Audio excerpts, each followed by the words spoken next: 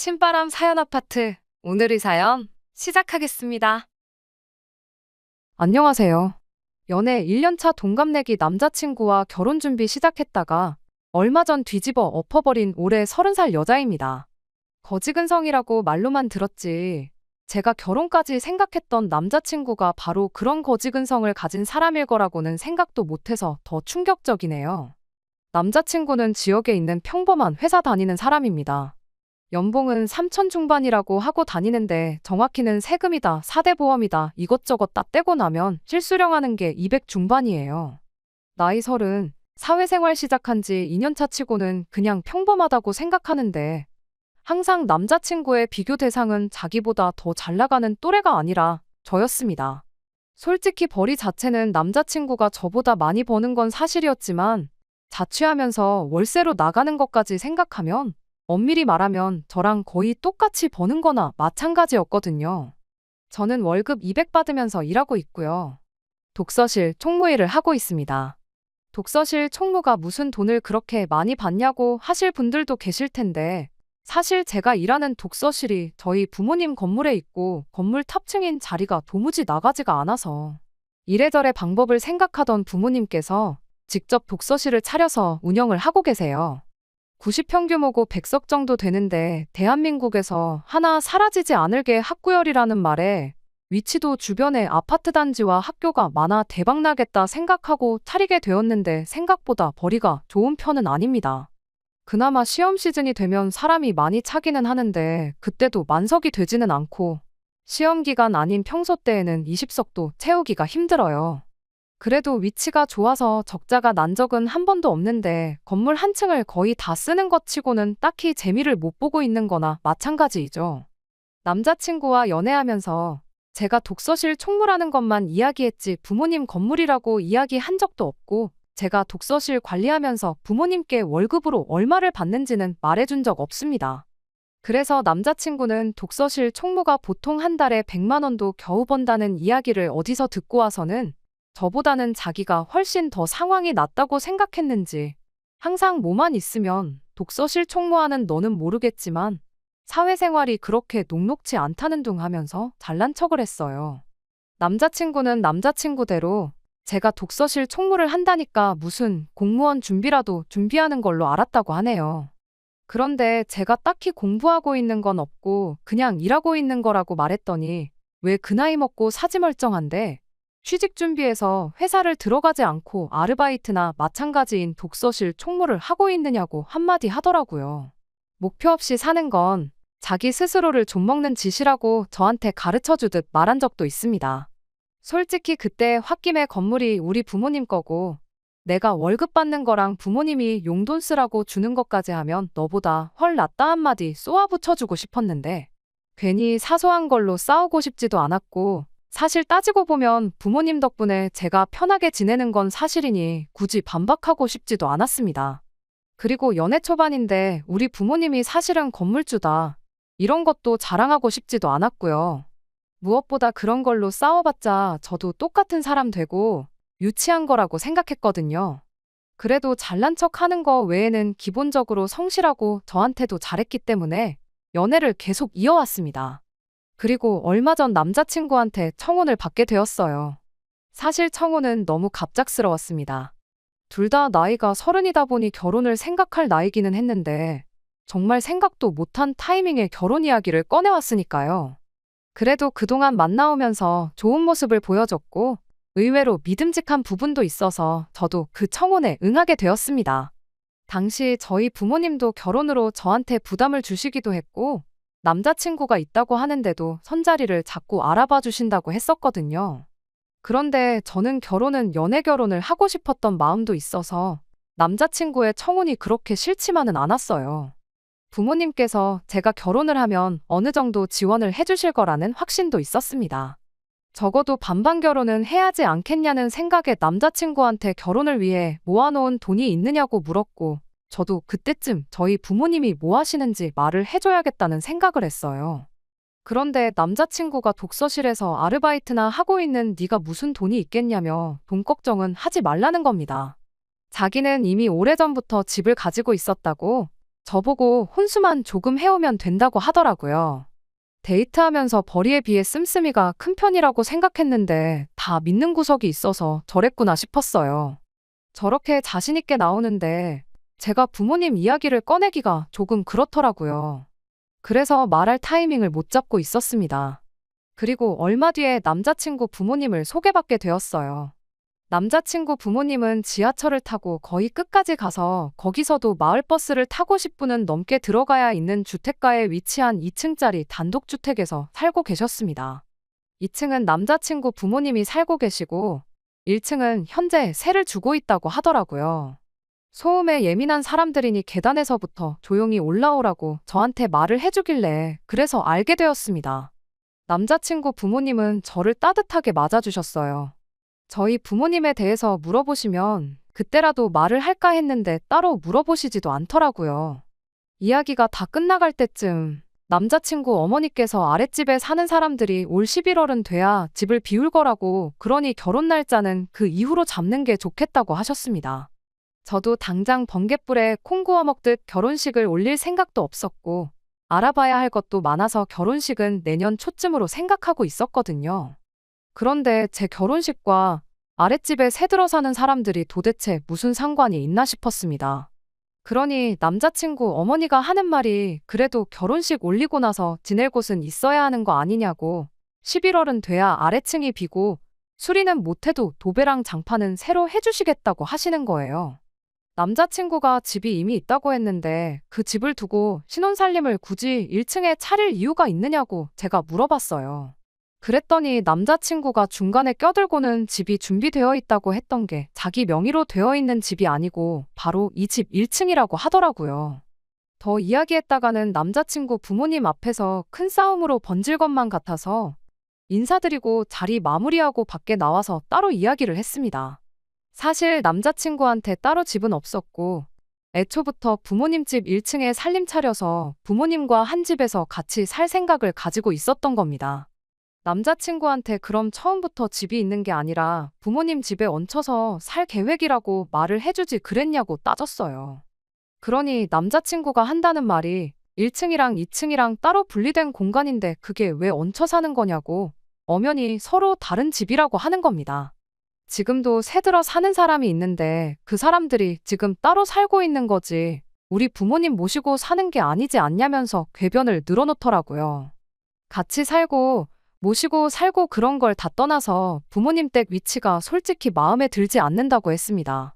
종점에서 한참 더 버스를 타야 하는데 그러면 차 없는 제가 독서실 출퇴근하기도 너무 힘들지 않겠냐고 했어요. 그리고 당신한테야 부모님이지만 나한테는 시부모님이 되는 건데 아무리 1층, 2층이 분리되어 있다고 하더라도 같은 담장 한 지붕 아래에 있는 집인데 모시고 사는 거나 마찬가지 아니냐고 했습니다. 그러니 남자친구는 정색을 하면서 요즘 빚 없이 집을 가지고 시작하는 게 얼마나 유리한 건지는 알고 하는 소리냐고, 요즘 집값이 폭락하고 이자는 폭등하고 있는 것도 모르냐고 하는 겁니다. 그러니 아직도 독서실 총무나하고 있지 하면서 또 제 앞에서 잘난 척을 하는 거예요. 그것도 직장이라고 출퇴근 걱정을 하냐고, 결혼하면 출퇴근 할 필요 없이 그냥 밥하고 빨래하고 하면 되는 거 아니냐고 하는 겁니다.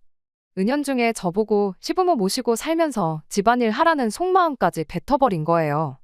그때 딱 알았습니다. 이 자식이 지금 달리 저랑 결혼을 하자는 게 다른 게 아니고 자기보다 월 수입 훨씬 적은 여자 찾아서 자기도 모아놓은 돈도 없고 쥐뿔도 없으니 시부모님 집에 얹혀 살면서 부모님 모시고 살며 식모 노릇 할 수 있는 그런 사람을 찾고 있었던 거였어요. 제 배경을 잘 모르니까 그냥 독서실 총무한다는 말만 듣고 저를 딱 식모 정도로 생각했던 거고요. 그래서 혹시나 해서 떠보는 마음으로 그러면 시부모님 집에서 얹혀 살다가 집 살 돈이 모이면 그때 되면 독립할 생각이 있느냐 물어봤어요. 그랬더니 남자친구는 당연히 그럴 생각은 있다고 하면서도 자기가 지금 모아둔 돈이 따로 없고 생활비 하면서 집 살 돈 모을 거 생각하면 앞으로 최소 10년은 얹혀 살아야 하지 않겠냐고 하면서 그렇게 같이 사는 게 억울하면 제가 시내에 아파트 한 개 해오라고 하는 겁니다. 이때 이미 결혼이고 뭐고 뒤집어 버리기로 정했습니다. 제가 예상한 대로 모아놓은 돈은 쥐뿔도 없는 것 같고 직장도 수입도 별 볼 일 없어 보이는 제가 남자친구 눈에는 식모로 삼기 딱 좋은 사냥감으로 보였을 거예요. 남자친구한테 처음으로 그때 부모님 건물에 대해 이야기했습니다. 제가 일하는 독서실도 부모님 소유고 제가 독서실 총무일을 하고 있는 이후부터 아마 조만간 건물 전체를 제가 관리하게 되고 월급도 지금의 몇 배는 더 받게 될 거라는 것들까지요. 그래서 뭐 상가라도 하나 팔아서 집 한 채 해달라고 부탁드려야겠다고 지금 당장 가서 물어보겠다고 말했습니다. 남자친구가 놀라가지고 입도 제대로 못 다물고 있더라고요. 저는 알아보고 연락 준다고 말하고 그 길로 잠수를 타버렸습니다. 연락이 와도 받지를 않고 죄다 무시해버렸어요. 연애하는 동안 집까지 바래다 준 적도 없고 독서실까지 찾아온 적도 없으니 제가 어디에 있는지도 모르고 엄청 애가 탔을 거예요. 잠수 타고 2주쯤 지났나? 독서실 문이 열리고 누가 들어왔는데 그게 남자친구였습니다. 드디어 찾았다고 하면서 왜 이렇게 연락이 안 됐냐고 한참 찾았다고 제 눈치를 보면서 말을 걸더라고요. 평소였으면 전화 안 받았다고 성질머리는 있는 대로 부렸을 건데 말이죠. 회사에 있을 시간인데 여기서 뭐 하냐고 물었더니 제가 걱정이 돼서 회사 휴가까지 내고 지역 내에 있는 모든 독서실을 하나씩 찾아보고 다니던 와중이라고 말하더라고요. 이 나이 먹고 독서실 총무나 하고 있는 내가 뭐가 소중해서 그 소중한 휴가까지 써서 찾으러 다녔냐고 말하니 우리 결혼해야 하지 않겠냐고 쩔쩔 매기 시작했습니다. 헤어질 결심을 하고 나니까 그동안 잘 맞는다고 생각했던 남자친구가 그렇게 찌질해 보일 수가 없더라고요. 그래서 곰곰이 생각해보니까 너랑 결혼하면 나만 손해인 것 같고 그래서 그냥 안 하려고 그런다고 하고 헤어지자고 했습니다. 그리고 솔직히 내가 연락 끊었을 때 눈치가 있었으면 네가 계획한 것들이나 행동들만 돌이켜봐도 당연히 내가 결혼이고 뭐고 뒤집어 엎어버린 거 알지 않았냐고 자기가 차인 거 알고도 이렇게 휴가까지 써가면서 나 찾으러 다닌 거 좀 섬뜩하다고 했어요. 한 번만 더 이렇게 찾아오거나 집까지 알아내서 찾아오거나 하면 경찰에 스토커로 신고해버린다고 했습니다. 부모님 집에 얹혀 살든 모시고 살든 그거야 네 마음인데 효도는 남 시킬 생각 말고 스스로 좀 하라고 했어요. 너랑 결혼할 여자도 앞으로 너한테 등골 쪽쪽 빨리고 살아야 할 너네 부모님도 불쌍하다고 쏟아내니 뭐라고 저한테 반박도 못하고 꿀먹은 벙어리 마냥 가만히 있다가 독서실 문 열고 나가더군요. 한동안은 집에 돌아갈 때 아버지가 마중을 나와주셨어요. 그래도 요즘 세상 흉흉한 게 있으니 혼자 집에 가긴 무섭더라고요. 다행히 한 달 동안 별일 없었고 그 뒤로도 연락도 없고 나름 안전이별했다고 생각합니다.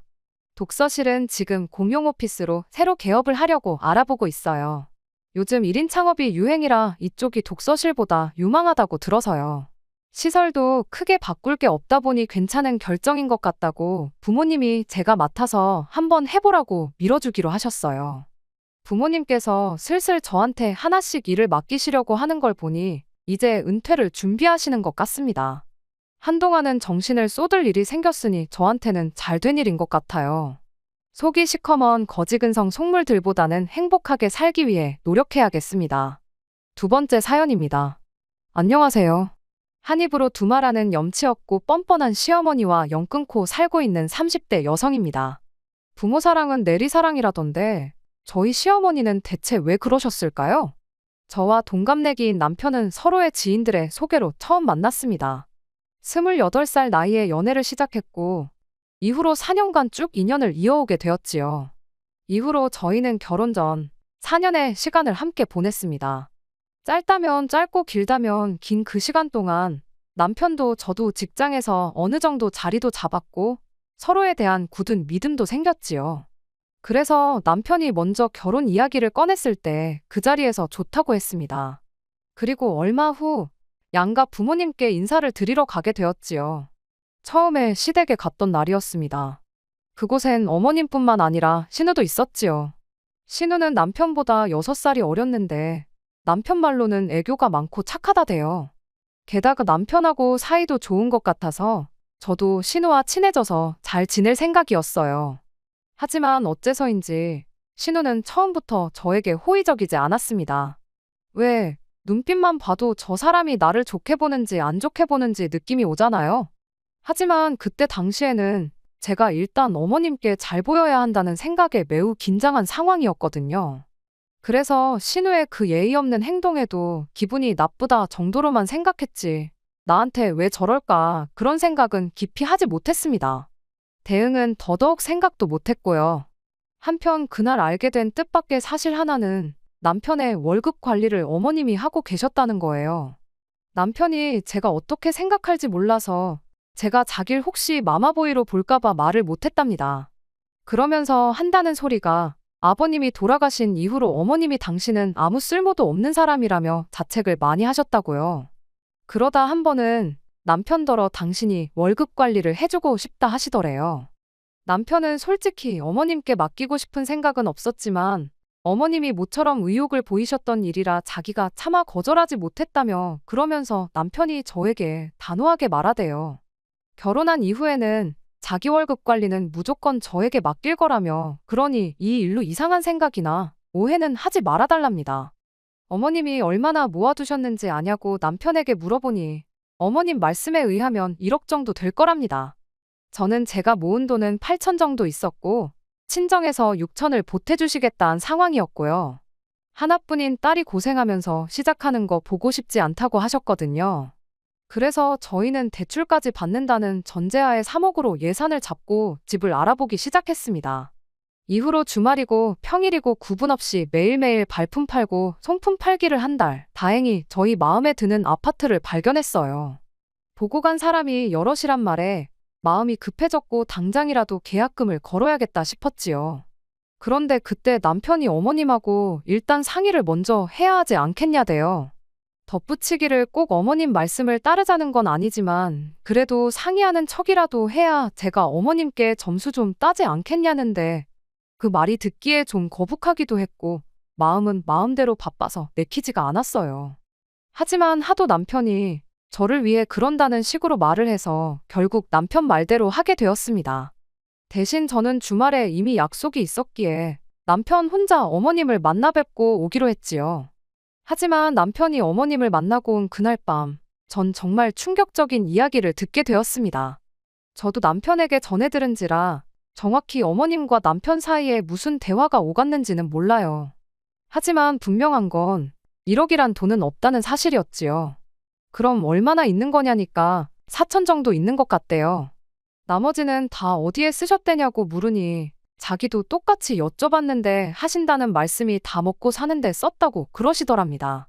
당시 남편이 말하길 아버님이 돌아가신 이후로 어머님은 연금을 받고 계셨고 계단 청소를 다니시며 한 달에 100만 원 남짓한 수입도 있다고 했거든요.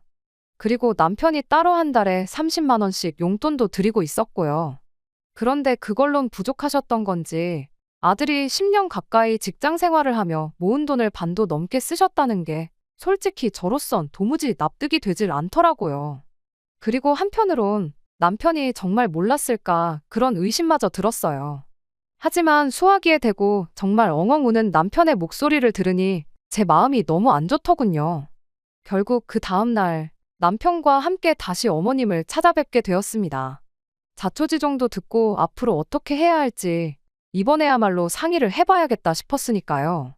그리고 어머님이 보여주신 태도는 제가 예상한 것과는 많이 달랐어요.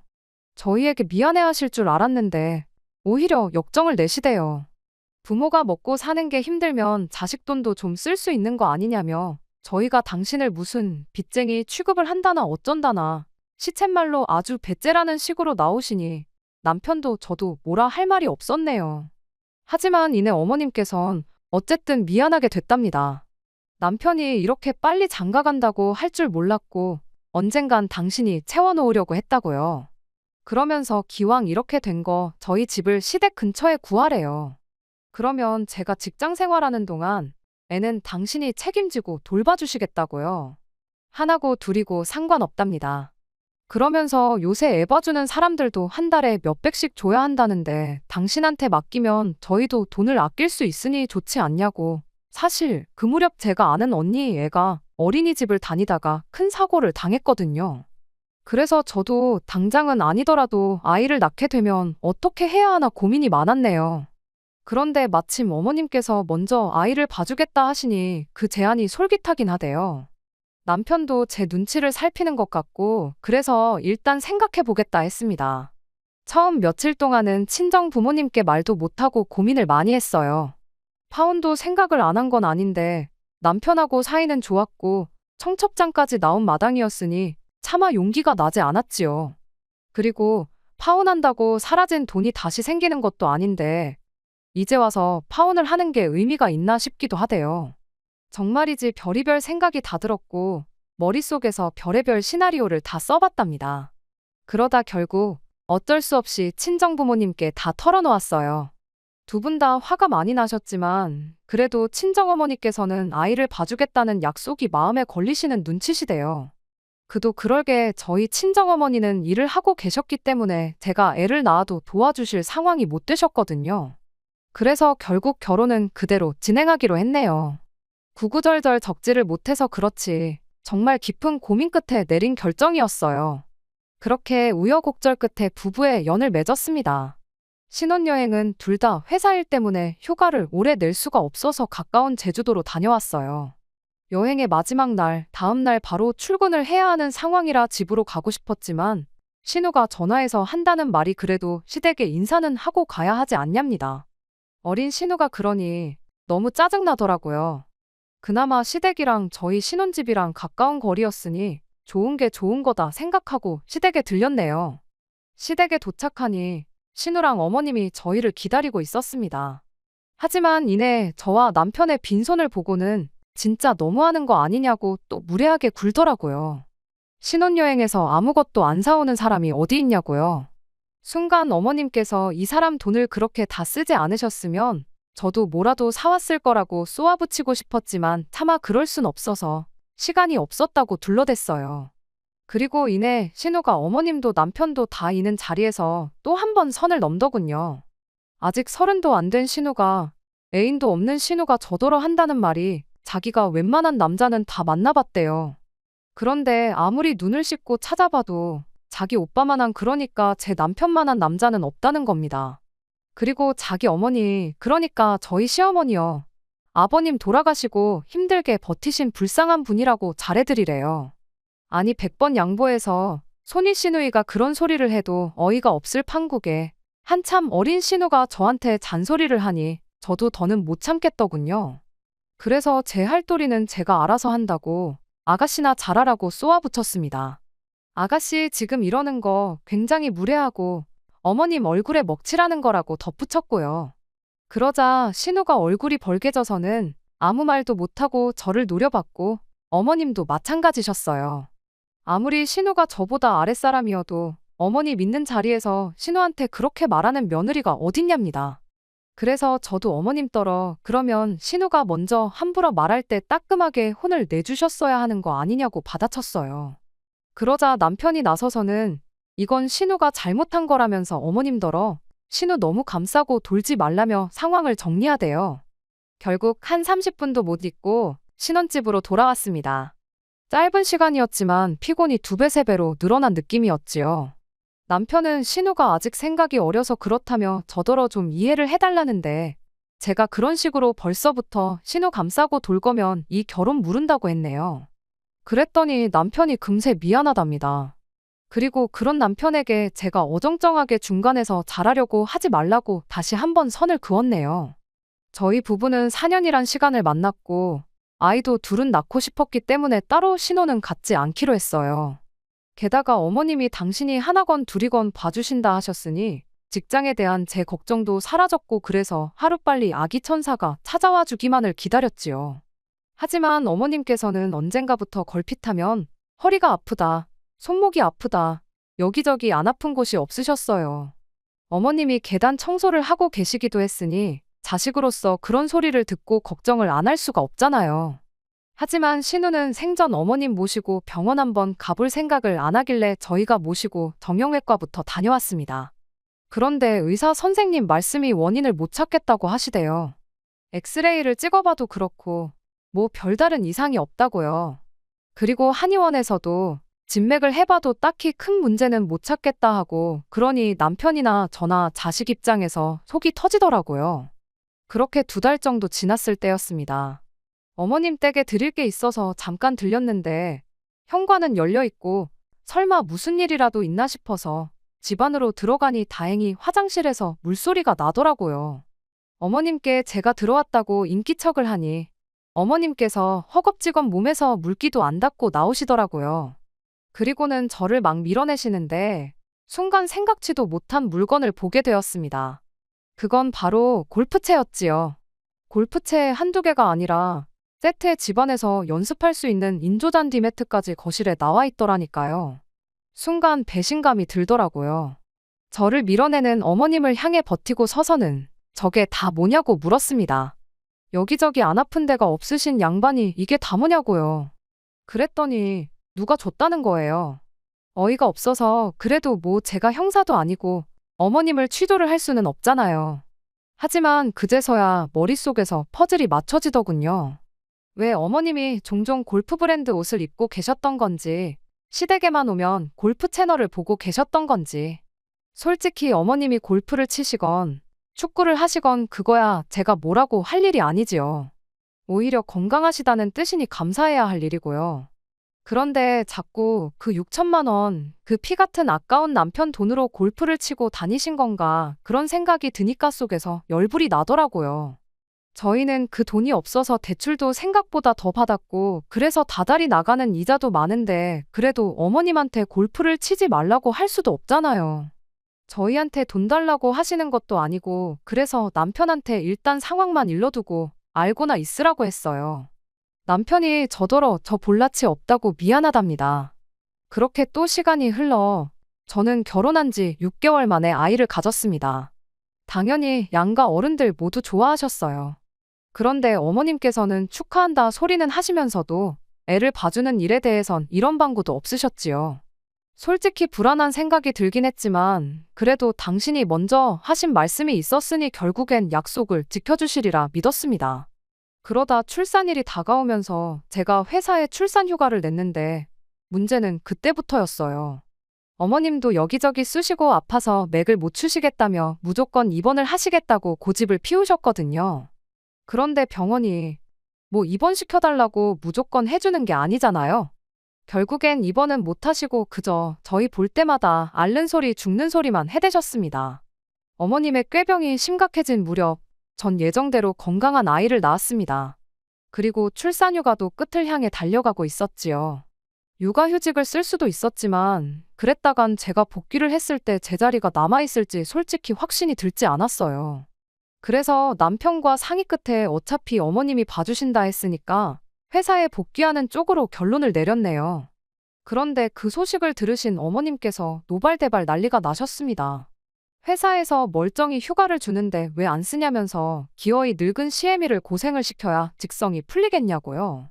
황당해서 어머님이 먼저 애를 봐주겠다 하시지 않았냐. 그래서 집도 시댁 근처에 구하라 하셔놓곤 이제 와서 왜 딴소리를 하시냐고 저도 받아쳤습니다. 그랬더니 어머님께서 사람이 어떻게 약속을 다 지키고 사냐대요. 약속은 원래 깨라고 있는 거라나요. 초등학생들이나 할 법한 소리를 하시는 어머님을 보고는 더 이상 대화를 할 가치가 안 느껴지대요. 그래서 알겠다고 안 맡긴다고 대신 저희 애 볼 생각은 꿈도 꾸지 마시라 소리를 질러버렸네요. 하지만 어째서인지 제 눈에선 눈물이 쏟아졌습니다. 분하고 서운하고 여러 가지 감정이 들었거든요. 제 자신이 바보 같기도 했고 돈 생각도 나고 그냥 복잡했어요. 그런 저를 본 남편도 생각이 많아진 듯 했습니다.